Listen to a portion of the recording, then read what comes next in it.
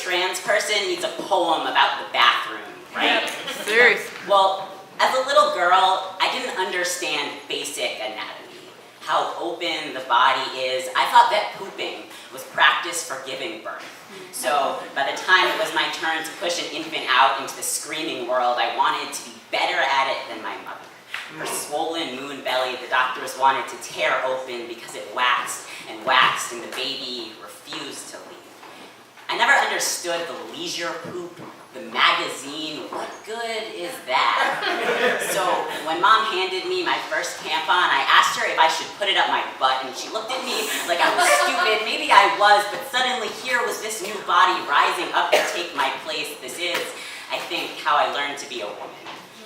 Badly. Every queer person I know has a story about the bathroom. Here's an example. Black girl shaves her head. White girl follows her into the women's room and screams. Black girl learns then how easy she becomes that litany of black boys dead for looking wrong. Here's another example. 2 white queers drive to the border of Arizona but do not cross. Example, black girl grows up to be a boy. In the men's locker room for the first time, praying, no one notices the hunger that opens in him then. Listen, it's true.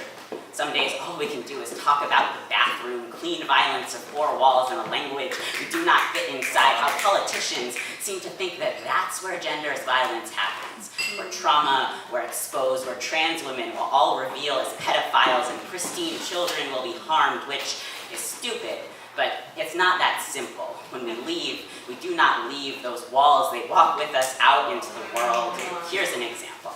Black girl tries on boy, just for a night.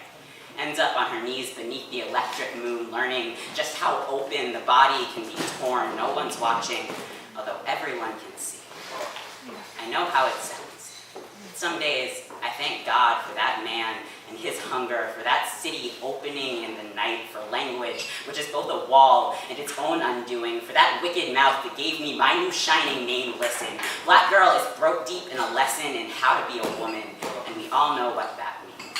But some faceless anger rises from the dark to call black boy and his maker both disgusting faggots, and suddenly he is one. Suddenly some new body rises up to take his place, and thank God, this is how I learned to be trans. To be a girl haunting his own body. Listen, let me tell you about ghosts, about how we know how much we scare you, about how we don't give a fuck about your walls.